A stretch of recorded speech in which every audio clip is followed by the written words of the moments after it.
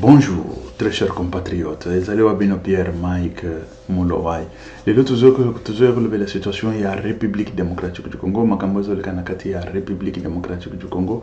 Congo na yo Congo nanga Congo ya bisonyo soba Congo. Sans tarder tokenda na Lombango. Tokenda relever la situation il y a défilé où yo sale matin, midi, soir ou consultation où yo premier ministre azosala et tout ça na ba déclaration yo ezo uta et pas ya ba oyo bazokuta na ministre wana tokoya kolobela yango tokoya konalize yango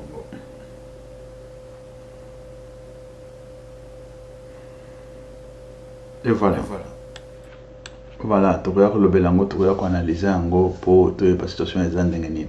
Bon, sans tarder, tokokende na Lombango, bokende boyoka, tomonaki, ya bakamere, tomonaki, ya batu nyonso, bazokende kona, bazo défilé.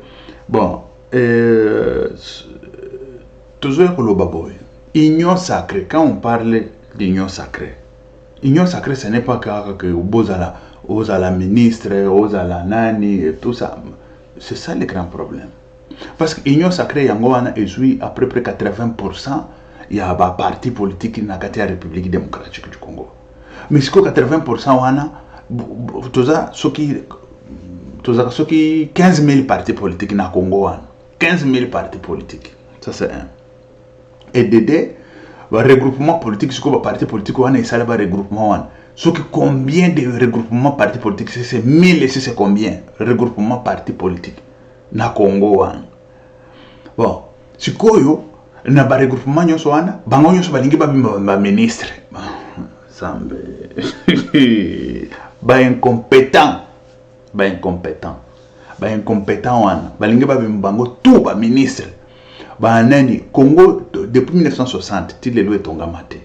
Mais ba incompétent wana ils sont là, ils sont en train toujours de dire non nani oh union sacrée soko ko panzana kaka eloko yango wana parce que tout le monde qui eloko wana ezali na ba idée ya malamu te eza na ba idée moko ya corruption ya nani quand on parle parce que bato ba confondaka mingi quand on parle ambition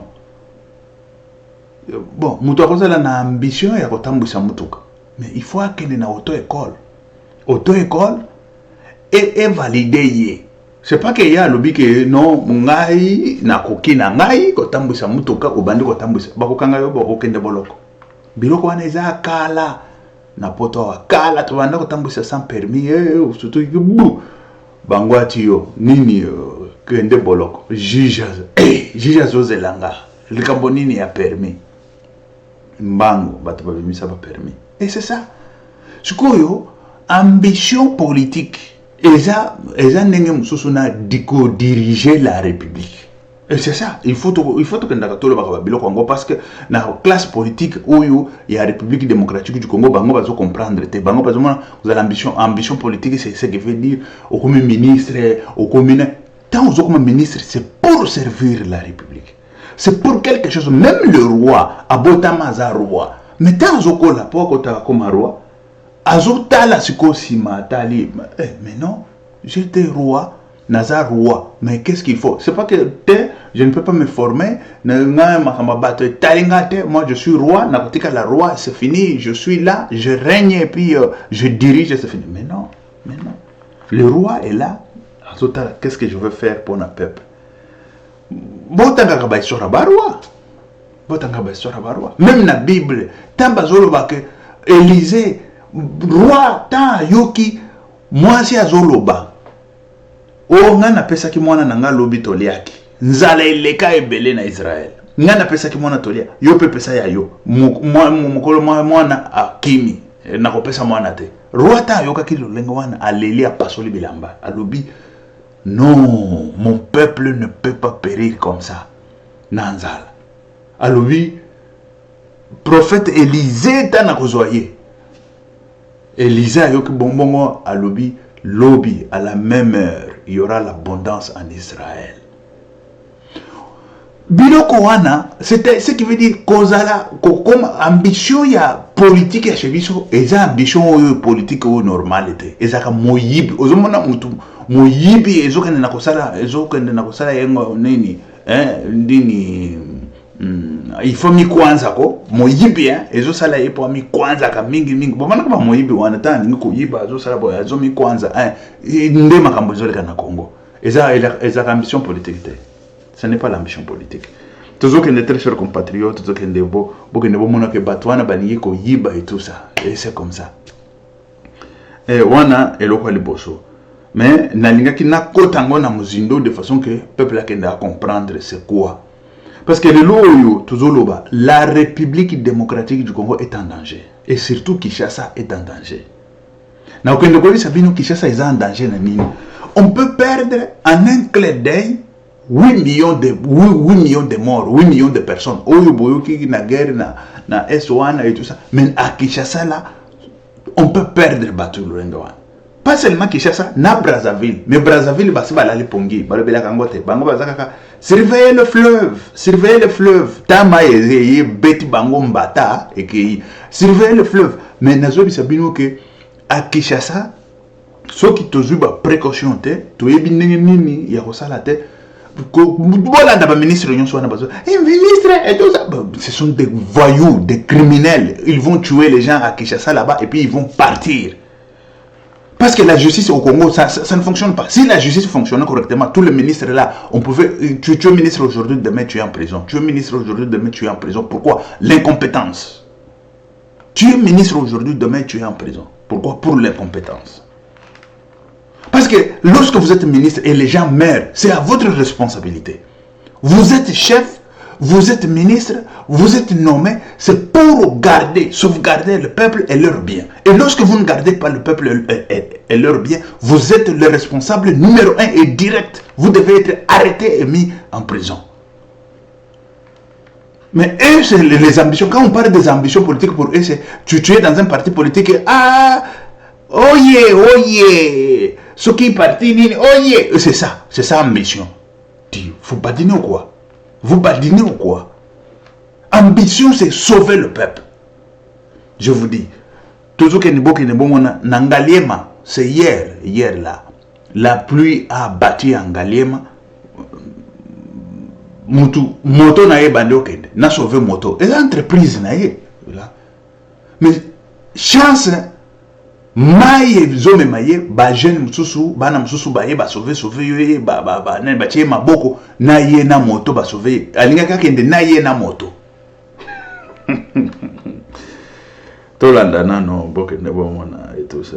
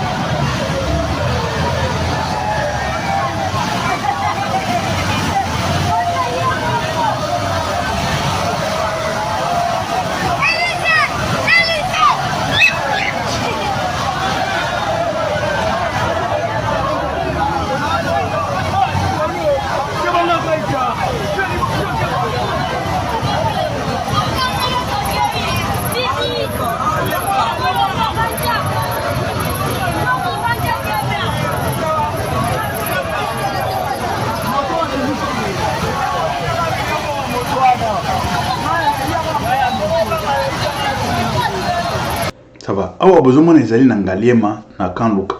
Nangaliema c'est hier là, hier. Nangaliema na kanluka. Et ça, ce sont les ali moi c'est pas un échantillon à Mickey. Et ben échantillon à Mickey c'est pour vous dire que na catastrophe naturelle, catastrophe naturelle, qu'est-ce qu'il faut faire, qu'est-ce qu'il faut et tout ça. Bateau ba sala net na ba ONU, ba o ba tanga na ba parce que moi je le fais, catastrophe naturelle, je le fais. Voilà. Je suis breveté en ça, en catastrophe naturelle. Et voilà. Et il faut, qu'est-ce qu'il faut dans la catastrophe naturelle? Et surtout, il y a inondation dans la République démocratique du Congo. Il y a beaucoup de choses. Il faut éduquer le peuple, qu'on peuple a s'en sortir dans la catastrophe naturelle. Et puis, quelles sont les mesures qu'il faut prendre dans la catastrophe naturelle? Il y a une inondation. Mais le lot yo toujours na komona bazoka na kolobela makamba ba nani ba travaux par exemple na ba travaux publics ba travaux ya ba génie de travaux de génie public et tout ça mutu moko boye tout si moko boye parce que za rwandais ayaki na minduki ba disparaître allez ba bombarder yewana yo fanda wana ayebi ni a ni b ni catastrophe naturelle ayebi angote comment qu'on est sensibiliser le peuple na cas ya catastrophe naturelle à éviter. Comment se comporter na catastrophe naturelle à éviter. Comment lutter contre l'érosion na banen à éviter. Et ça va bloquer biso to monaki. Va bloquer to monaki. Comment préserver ma belle na bino po ko yakate. Comment préserver et tout ça. Dis-moi, ça c'est la République. Il faut que le ministre Azoya Naye afin de parce qu'il est de je suis de telle province parce que la province wana balobi que géopolitique, géographie ce que nini o ba représenter na gouvernement. Mais non, ce n'est pas ça. Ce n'est pas ça. Gouvernement mutu ya bandaka ako diriger nga. C'est normal. Il y a Équateur, il peut me diriger. Il y a Bandaka, il y a Nan, il peut être chef, il peut être Nan. Il y a même Pygmée, il peut, parce qu'il est congolais, il peut être président de la République. Il peut être tout. Makambo oyo ya nani jo kolanda kabilo koyo ya batu bafandi na réseaux sociaux wana de tribalisme et tout ça, c'est de n'importe quoi. Les gens ils disent de n'importe quoi. C'est vrai que il faut chercher au moins qu'on répartir, au moins, c'est vrai, qu'on répartir, mais il faut chercher. Ce n'est pas que toujours le gouvernement fondé, même ndako, ce que bazo saka ndako, brique kuti koto, yo brique nani koto, mon peuple kozongo. Il faut que ça la mona norme, que ça la mona que ndako koyate. C'est ça, gouvernement moko ya. Toujours lutter contre la catastrophe naturelle. Catastrophe, ici je vous dis, contre les catastrophes naturelles. Spécialiste en catastrophe naturelle. Wanande to monango kala kutu ya catastrophe naturelle. Spécialiste en catastrophe naturelle. Bamakambo ya ba mayo yo, comment canaliser banani, comment ko sala ba biloko nyonso. Mais vous avez ko wana c'est parce que ya parti politique qui songol. Peuple kokufa na Congo wana, je vous dis que peuple kokufa, ça je vous dis. Tokozonge la kaba vidéo na zolo ba responsable bato parti politique ou bato wana bozomona ba politicien wana, ba responsable ba assassin. Et ce serait le jour où peut-être il y aura d'autres choses qui peuvent changer du coup. Il y aura d'autres choses qui peuvent changer du coup. Parce que quand on vous parle matin, midi, soir, écoutez, bazui ba poste na bango ya ba député ba fanda kuna dit ils sont en train balingi ministère ba kende nango wapi, c'est du vol balingi ko yiba. Ils ne veulent pas construire la République, ça c'est clair, ça c'est très clair. Ils ne veulent pas construire la République. Depuis l'indépendance c'est toujours comme ça. Nous sommes dans la merde, toujours comme ça. Bon, pouvez-vous me dire nzela oyo ya toloba nzela oyo euti Matadi autoroute ezalaka te, mbongo Matadi epesi mbongo oyo port wana epesa Matadi depuis avant biso tobotama, ti lelo Matadi epesaka misolo mais misolo wana toyoka kaka ke soki ndenge nini toyoka ki président soki nani ya ofida wana soki biloko nini azaki rwandais kaka ndenge tozomona rwandais afandeli nani nini infrastructure hein? Ministère de infrastructure na rwandais. C'est très grave. Ministère de l'infrastructure et travaux publics, un Rwandais. Comme s'il n'y a pas de Congolais compétents. Aussi longtemps de Congolais compétents, comme mais Biloko, c'est comment? Qu'est-ce qui s'est passé là-bas? Ce qu'on t'a dit que les potes là, c'est que mais Biloko yo, c'est comment? Imaginez les autres Kamawan. C'est comment? Bateau yo, moto ils ont fonctionné bien. Aucun de là Rwandais. Rwandais ne botti les bisois. Quelle compétence rwandaise a un total à boy? Zéro. Tout à l'heure, est-ce que Ayebi Makambanga construction? Zéro. Rwanda Ngowana, Ayebi Afandele Awanini, Ayebi Nini, Ayebi Makamba catastrophe naturelle? Zéro. Aza qualifié une catastrophe naturelle? Zéro. Même catastrophe naturelle, na travaux, na génie civil, tu n'es pas là. Na génie civil, écoutez, on dit des travaux de génie civil. Il faut être génie pour au salaire travaux. Travaux à génie civil. Mais génie civil, génie. Génie. C'est des travaux de génie civil. Attention que aux spécialistes dans la catastrophe, aux spécialistes dans travaux de génie civil. Tikoyo, moi, bisanga que bato lolenge wana, bafandi wana na ba gouvernement bazo sala poto, on ne sait même pas. Kuna tozo kende, kuna tozo uta na gouvernement, on fait quoi?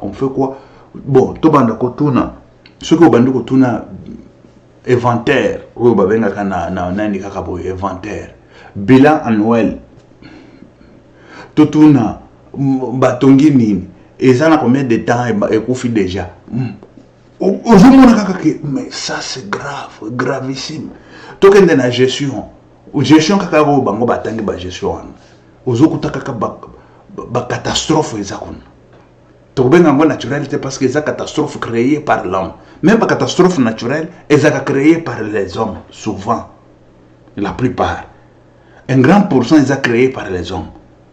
Mais ce qu'il y a un gouvernement, catastrophe créée par les hommes et puis volontaire. Il y a bien, mais fanda pays qui toque na Congo. Il faut te changer Congo. S'il vous plaît. Il est temps de changer Congo. Il est temps de construire notre pays. Il est temps, il y a magie, biloko nyonso bozoki na kosala wana babuzo ba nyonso wana évidé. La République doit se mettre en marche. La République doit se mettre en marche. C'est vrai que les loyaux, toujours qu'il y a que rien ne marche. Rien ne marche, c'est parce que sans infrastructure, l'économie ne marchera pas. Kamere, azo kobisa biso, azaki na finance, c'est quoi encore, l'économie. Azongi azo kobisa biso kaka makambo gouvernement yebisa biso nano oyo 5 ans eleki wana. C'est quoi? Qu'est-ce que tu as fait? C'est comment? Bozoka nisani.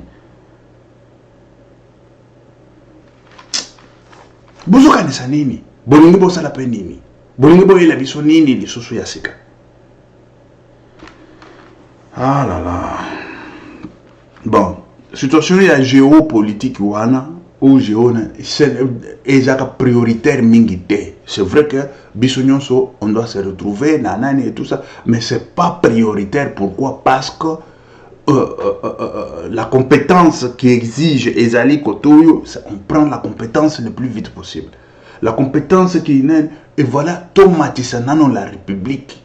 Sans construction et la République, sans infrastructure, sans quoi, sans route Baché, Tongo, Midi et Kofi, on ira nulle part. On ira nulle part. Et on ne fera rien. C'est avec l'expérience, ça, on le dit par expérience, très chers compatriotes. On le dit par expérience. tolanda nani azoloba nini badibanga azoloba makambo ya nani même journaliste atuni makambo il faut chaque province ezala na nani nazotila bino moi séquence ezala na ministre bon à comprendre que on m'a ici là on m'a eu mais pas nécessairement mais oui et tout ça. C'est quoi ça?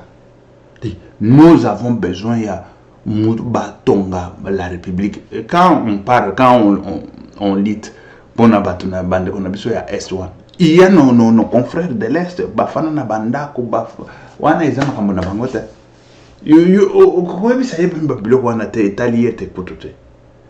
Mais tant qu'il y a un Est, Azokenda quitter la Rwanda, Azui vol, ti Rwanda, Akomina Rwanda, Sukonde Akatisi Akei, na Kivu. Mais tant vous êtes en train de lutter, vous êtes dans la rue et tout ça, ce n'est pas son problème et tout ça. Oui, c'est parce qu'il n'est pas appelé à ça. Et c'est ça aussi que nous demandons. Il ne faut pas nécessairement ezala ba priorité mokoboy nani géo ce qui politique ce qui on s'en fout de ça. Mais il faut construire la République. Construire la République. Tolanda Badibang. Non, c'est pas que chacune des provinces présente, non. Mais que dans ce gouvernement, il y ait un ministre venant de chaque province. Voilà. Mais ça ne sera pas forcément présenté par la province. Ah, mais ça, c'est... Voilà. Bouzoga. Même journaliste, il faut province union se retrouver. Voilà comment c'est quoi. Na gouvernement wana biso tozate to se retrouver te province na province ba kobanda ko ya ko loba zoba lenga wana batu babuso ba wana yango batutsi bazoloba tambaza na ba ministère ya minene bazoyiba ba mbongo bazoboma ba congolais et puis bazosala banane et puis bazoloba pe libanda ke non les banyamorenge et tout ça c'est blaguer avec la République, blaguer avec la République. Tambazolo Bawana, ministre de l'infrastructure Tutsi, rwandais, il est là. De quelle compétence a? Zéro. Et il est là. Bima, bon, misale salemi. Eza combien? Misale eza wapezate. Bokangela biso mutuana, ije fazo baluka boy. Bokangela biso Tutsi wana kota prison. Bokangela biso ya kota prison. Ça c'est clair. Nous sommes atteindre na Rwanda et que na Rwanda que kotonga banda ou ba immeuble ba hôtel na Rwanda. C'est comment ça comme histoire? Et ça on ne peut pas dire parce que bango ba comme Jésus-Christ de Nazareth na planète oyo. Ya que batutsi à Rwanda oyo ba Rwandais bango ba koza na pouvoir et ils font de n'importe quoi, on ne peut pas rien dire. Excusez très cher compatriote. On ne peut rien dire parce que comme Jésus-Christ de Nazareth, même Jésus yango ba beta ye na ikulu sute ba baka ye na ikulu sukuna. Jésus mwana na nzambe. Kaka bango mabele ya bango te uyaka na mboka ngo fanda kimia olingite ozana bokonzi. Tonga même nani république olingo ko tonga te ozoyiba misolo ozotinda na Rwanda. Toloba te écoutez nani sokindenge nini. Comment ça comme histoire? Il est qui, ce monsieur-là? Il est qui? Et pourquoi il a 50 nominations derrière lui? Et quand on nous parle aujourd'hui de géopolitique, je ne sais pas quoi, le monsieur-là qui a 50 nominations derrière lui, il est qui? Il est génie en quoi? Il est génie en quoi? Nous voulons savoir, il est génie en quoi? Et comment, pourquoi on nomme toujours de mêmes criminels bandits? Ils sont génies en quoi? Nous voulons savoir. Tant que la République, on n'a ni route, on n'a ni chaussée, on n'a ni canalisation d'eau, on n'a rien, absolument rien. Rien, absolument rien. Mais on nomme les mêmes individus, matin, midi, soir, on est en train de les nommer, toujours eux-mêmes. Matin, ils viennent, le soir, ils sont là, après le soir, la nuit, à minuit, c'est toujours eux. C'est comment? Majoua n'est qu'aussi la terre. Et qu'aussi la catena à Congo, Anna. Tokobanda kotonga Congo, te. Ma béné na bisomoko, totonga ngo bisomoko, on ne veut pas. On veut quoi? On veut quoi? Toujours des mêmes criminels, des mêmes bandits qui viennent, qui reviennent, qui partent. Ils ne partent même pas. Et puis ils tuent le peuple congolais. Ils ne savent pas que s'il y a catastrophe naturelle, ce sont eux qui sont responsables. Ils ne le savent pas. Je suis en train de leur informer. Ils doivent savoir que lorsque vous êtes ministre, il y a catastrophe naturelle, vous êtes responsable. Et c'est ça. Qu'est-ce que vous faites pour lutter tout ça, pour lutter contre tout ça? Et c'est ça que nous voulons savoir. Quelles sont les méthodes que vous avez prises? Des méthodes prises, c'est comment?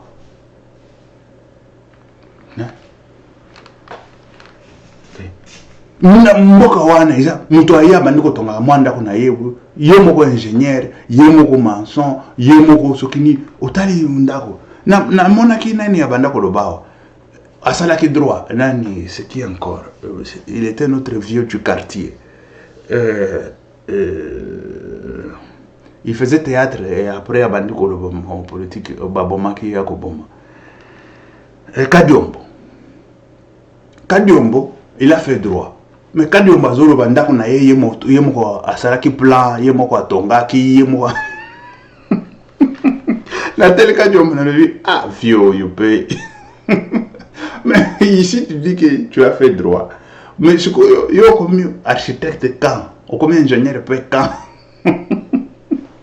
Ce que mboleye ndakwana si tu regardes et en condition te au moins 4000 wana etelemi et en condition te mbola sta ko ya ba erazeka côté moko nyonso elo 8 personnes ba kufina kati 8 personnes ba kufina kati et ministre ya urbanisation ce n'est pas son problème ministre ya ba nani ba biloko nyonso wana oyo ya infrastructure ya ba nini ba travaux publics ya ba nini ce n'est pas leur problème ministre ya soki ya bango nyonso wana ce n'est pas leur problème ce n'est pas leur problème. Ce n'est pas leur problème. Ça ne les préoccupe même pas. Mais ils ne savent pas qu'ils doivent être na makala wana bakoti na makala ba kangi bango. Pourquoi botika ki bato wana bazotonga banda kwa lolenga wana? Pourquoi muto komona ndako eza bien, eza monene et tout ça. Mais fondation nango, structure nango. Est-ce que eza bongo?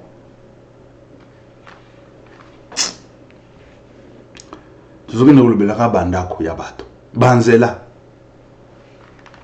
Maïs comme les gars. Ah, Zambena Kembo. Et voilà.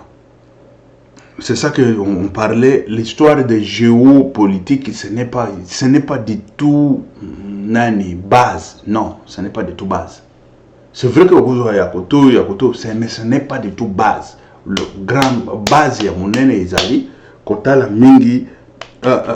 Comment sauver la population et surtout naba catastrophe ezoya surtout naba catastrophe ezoya ba inondation ezoya ba biloko belé ezoya bango ba yeba même tout que signyo eza inondation ekoya na banda ko loba na Kinshasa dans quelques jours on bon inondation 2-3 jours, je ne sais pas si c'est une semaine, 2 semaines ou 3 semaines, boyé, 1 mois, inondation. Quand? Et c'est comme il faut écouter. Et ça y a combattu. Et ça plein. Ce qu'on t'a voulu compéter comme un chebino, maille au kendo. Mais c'est inondation. Déjà, c'est ça, non? Et c'est inondation. Parce que, maille t'a eu bêta et qu'il n'a pas boyé côté fleuve. Mais fleuve est plein. Mais c'est comme maï tant et qu'on a et aucun kota et qu'on y a bateau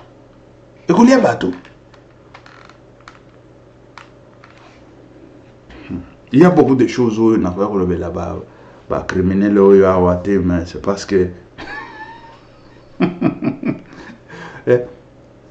oui bah refuge est à la capée mais est-ce que nous avons des refuges mais nous avons créé des refuges je veux créer des refuges. Et par refuge, tu peux créer un monde nini. Il faut pas refuge payer Zalak. Il faut que par refuge wana. Et que vous allez nini. Comment est-ce que je peux le faire? Comment est-ce que mais c'est ça aussi le grand problème. Mais bango ba ni makamba refuge kutu ezaka na mutuna bango te. Comment muta refuge ah il y a de vivre du jour au jour. Masanga basi 50 quoi. Akomika Primus Skol. Ce qui n'a ni aye na Paris, président français aye ah bon maye na matonge parce que chaque fois bazaka na matonge wana bazoka bilengi na matonge mais maye na matonge olia ko même président de la république papier Mike Mlowa tous les jours azolo belangwa bon to même ka président na forêt na biso na yumbi ayumbi là-bas c'est là où to yamba ka président de la république mais bazo même maye na nani distraction ba fondeli distraction ko ba ministre nyonso wana distraction ba memi président français Macron na bandal c'est Paris o ezolumba solo ba canalisation d'eau ezolumba solo bato basi ba chacha ba nani ba fosse optique na bango direct et puis je dis bien direct na ba canalisation oyo ya public et puis canalisation à ciel ouvert. Vous vous rendez compte? Ba canalisation à ciel ouvert. Bati yango sikoyo fosse optique na bango ezo leka boyo ki sol ezo bête fosse optique directement utala. Mais oyo fo nani fosse optique oyo ya bana. Et ça ba ministre tout ça na bango na mboka wana. Santé publique tout ça na bango na mboka wana. Ezo sekisanga kutu. Moko ya santé publique pe asalango na ebisike yo banga l'état mais yo nende muto nani banga alobi wana ba master nanga ba agent nanga na lobi yo muto ngoko to ya santé publique mais ce que ça va bloquer lengo banga l'état dit longola biloko wana sala biloko ya bien l'état ya sika izo ya Tshisekedi wa mulumba alali akufite longola biloko wana alali akufite lo biloko ko sutuka kaka wumbu Tshisekedi ase alamuka na ekala bango atiyo. Ngane mtu na kongwata bango. Mais yo mtu kongwata bango yo ndipozo sala biloko kongo. Vous comprenez? Vous comprenez? Et c'est ça la situation. Toya makaba président manane et toye komona une année après nani c'est Lula, président Lula. Na Brésil azoke na yambela Macron na forêt na lobi oyo na banda koloba plutôt ça lango na Congo yango wana te Lula président Lula na Brésil siko caméra loba to comment était Brésil par quelle magie c'est par innovation mais innovation et quel est innovation exacte et le comme côté to comment était Brésil par quelle magie innovation et quel est donc comment est le Brésil? À chaque chose il y a toujours innovation. Innovation na politique, innovation na science, innovation. Génie des travaux de génie civil, innovation. Là-bas c'est là où il y a même des innovations incroyables. Innovation en gestion, innovation. C'est là où il y a encore une innovation en gestion. La gestion, innovation et makasi pe kuna yako saganate. Nani makambunyo c'est innovation. Commerce, innovation. Ba makambunyo c'est zakana innovation déjà la base de tout. Mais chez nous innovation les alliés banda les appareils, c'est la musique, c'est l'ambiance et c'est fini. C'est fini et c'est ça. Skuyo nani ambition politique, ambition politique, vous savez c'est quoi? Il faut prison des ambitions politique yangoyo les bosso qu'on a bâti prison. Mais oui, pour la responsabilité, parce qu'on prend la responsabilité. L'ambition politique ce n'est pas que tu viens comme ça, que tu crois que les gens ce sont des bêtes, tu viens non, là devant de l'ambition politique il y a la prison. Et c'est ça qu'il faut appliquer en République démocratique du Congo, parce qu'on l'applique partout dans des pays normaux, je dis, dans des pays normaux. On applique ça. Il y a la prison là-bas. Tu viens, tu prends la responsabilité, tu es incompétent, tu pour une incompétence en prison. Mais oui, parce que tu es là pour nous garder Batu, na babilo na bango. Mais tant Batu bazo kufa, ministre ango, même babisika ango Batu bazo kufa wana, na ba catastrophe, na ba mbula, ayaka même kutute. Tu baïbi même kutute. Zo rapport parce que ça Rwanda so batama kana sima boy. Nani a nommé qui yokuna? Qui t'a nommé là-bas? Et pendant 5 ans, et 50 nominations derrière toi qui te suit. Un CV gosto comme ça. Comment? Tu es génie en quoi? On ne comprend même pas. Gêné en quoi avec cette 50 nominations derrière toi? Et c'est ça la République où il faut matin, midi, soir. Tubamboka mike Afrique wana elekibiso. Tubamboka mike Afrique wana elekibiso. Di, toka kasoni te. Soni otarika bozoka soni. Tubamboka dimi wana eleka la République démocratique du Congo. Il faut tout ça là tout banda koleka tubamboka nyonso wana. République démocratique du Congo ezala eloko ya makasi. Et voilà. Merci très chers compatriotes. Ezra Kiwabino, Pierre, Mike, Mlowai. Ok, merci, ciao. À la prochaine. Que Dieu vous bénisse.